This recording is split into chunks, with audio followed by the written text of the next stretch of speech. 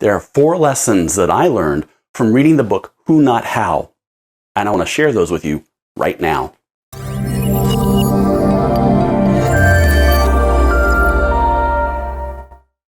Recently, I finished reading Who Not How. This book is a collaboration between Dan Sullivan and Dr. Benjamin Hardy. If you recall, earlier this year, I reviewed Benjamin Hardy's book, Personality Isn't Permanent, which I thoroughly enjoyed. I have been eagerly awaiting this book since then, and it came out in late October. When I read this book, I did so from the perspective of someone who is looking at how a who can help us from a personal basis, especially for those suffering from depression and anxiety. I was able to come up with 4 specific lessons that I thought applied. The first lesson is procrastination is wisdom. In the book, Sullivan and Hardy start off by talking about procrastination and how it is viewed negatively. In fact, they share how research shows procrastination diminishes well-being, increasing feelings of shame and guilt, increases symptoms of major mental health problems such as depression, and finally leads to health risks due to poor decision-making, such as failing to seek medical treatment when ill. But Hardy and Sullivan turn this around and state that procrastination is a form of wisdom. The concept they share is that procrastination is something that occurs when you really want something more for yourself, but you lack the knowledge and capability to do it. We need to find someone that can help us to complete the task, or a who. I found this concept very enlightening. From my personal experience, I found procrastination to be my worst enemy.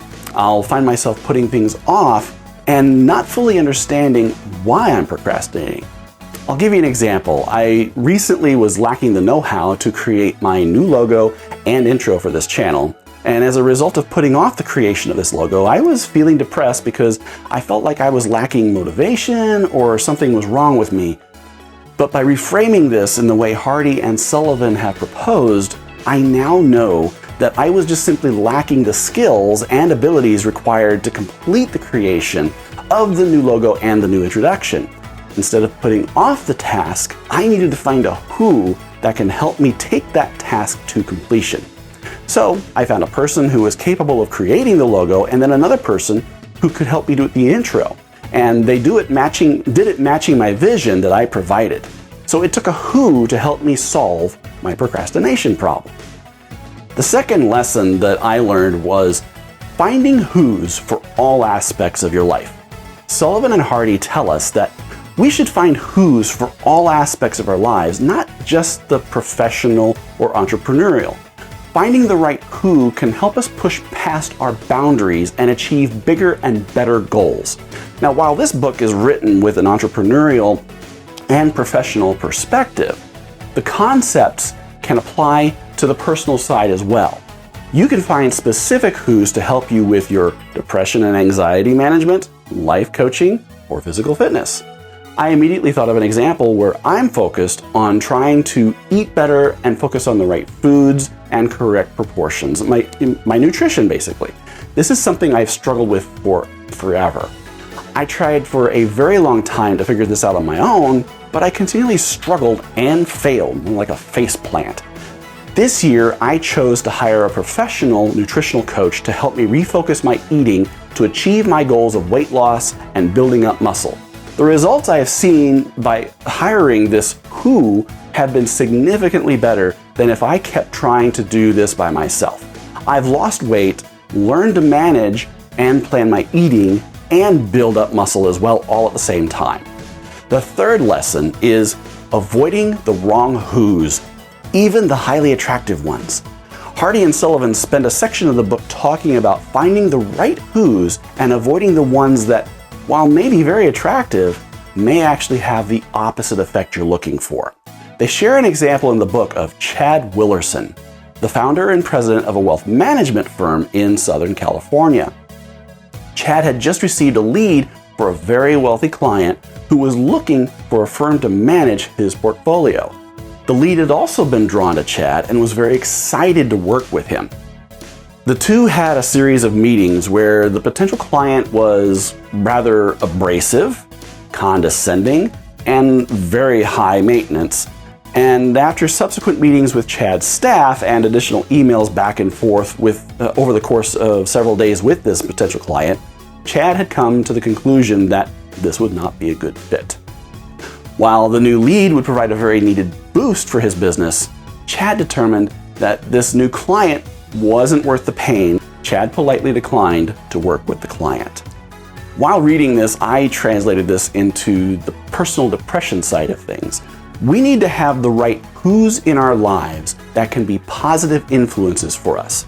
Some people may be fun to hang around and spend time with, but they may not necessarily be the right people who can help us stay out of the darkest holes that we could encounter and need to avoid. Their toxicity can be deadly, but when covered up with a little sugar and spice, it can be very hard to resist those individuals. Ever hear the term misery loves company? I know of a situation where two individuals were very toxic for each other. Each fed off of each other's fear and anxieties. Their conversations were such that they would wind each other up over fears and anxieties they were both experiencing. Eventually, one of them snapped and went off the deep end, making irrational choices and nearly destroying their life. Fortunately, they found a more positive who that was able to help them seek the help that they needed and get their life back on track. The right who's in our lives can make all the difference. Which leads me to the final lesson I learned from Who Not How: creating effective collaborations. Individually, we may not be strong enough to accomplish our goals, but collaborating with the right who's can turn a finished product beyond the original expectations. The right who's can help give us the support and encouragement we need when working together to reach those amazing heights. Hardy and Sullivan share the story of John Lennon and Paul McCartney, who were songwriting collaborators for many years, as everyone should know. On March 29, 1967, they were collaborating together for several hours until they finally had something written that they felt good about. George Harrison and Ringo Starr joined them later that evening in the studio to lay down the track for their new collaboration.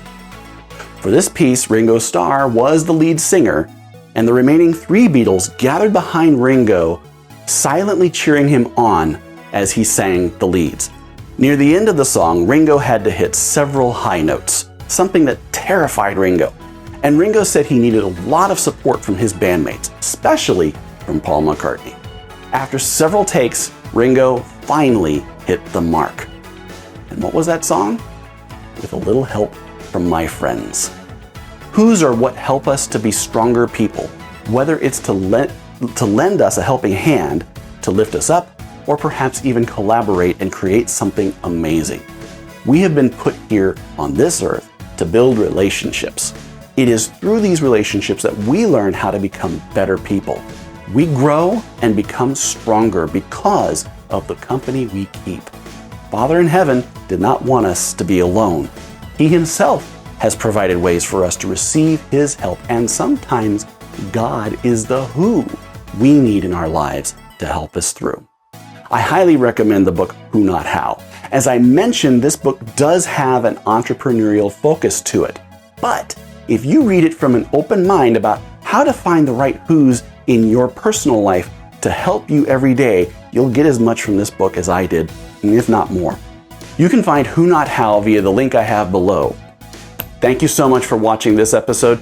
If you missed my review of Personality Isn't Permanent, I have it right here for you to take a look at. Be sure to go back and watch that. Also, I have another episode that you may be interested in right here as well. I love you guys, and I will see you again next episode.